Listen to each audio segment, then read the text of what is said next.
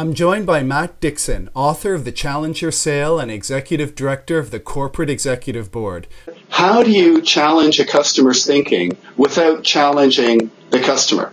If we had found that challengers were obnoxious and aggressive, we'd have called them the jerk, not the challenger. The thing I like about stories is you don't force the conclusion on the buyer. You simply present a scenario and then they draw their own conclusion, which takes away the pressure and allows them to perhaps gain enough insight that they tell themselves a new story where new choices make more sense. What's your views on using stories as a way to challenge the buyer's thinking without challenging them?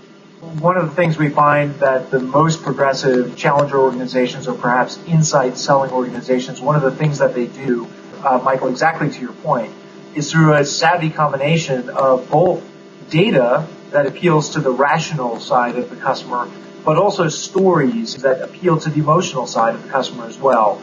Peter Guber, in his book Tell to Win, I don't know if you read that book. Yeah, sure. I thought it was quite good, and one metaphor that he used was, we're not talking about kiddie bedtime stories. We're not talking about stories that you hear from your uncle at Thanksgiving. We're talking about stories that deliver the factual data that you're talking about, but then you wrap that up in mini stories. It's almost like putting that information in a Trojan horse so that it gets beyond the buyer's established wall of thinking. I like that metaphor.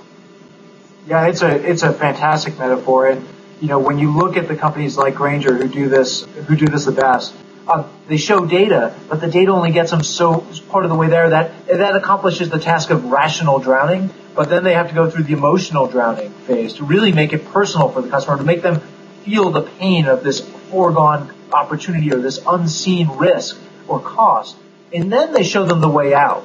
If we had led with all those things, our catalog, our inventory, our number of distribution centers, we haven't given the customer a reason to care about that stuff. But when we can tell them a story that leads them to your unique benefits rather than leading with your unique benefits, wow, that's a powerful thing. When I've done this kind of stuff with companies, one of the things they say is, this is fantastic because we're creating something that's not going to end up as shelfware. This is stuff that our people could go out and use tomorrow.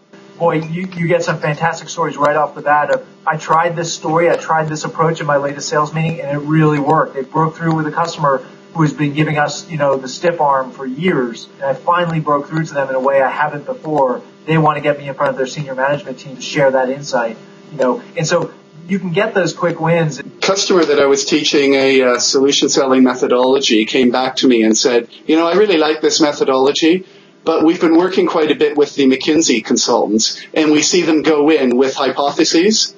And I really like that because it just gets to it a lot quicker, and the customers seem to like it a bit more. Can you talk to me a bit about hypothesis-based selling? Because I really like that. It doesn't mean that asking questions is unimportant. It's of course important. And the best salespeople ask great questions, but they don't lead with questions. They lead with insights. They save the questions for the point in the sale when I need to understand how to customize this solution for your business. The ones who get it most quickly are frankly from professional services. It's the consultants of the world. And the reason is this is the way they've been selling for years, is by leading with insight and delivering insight that changes the way the customer thinks about their business or their world and ties to unique capabilities that consulting firm can offer.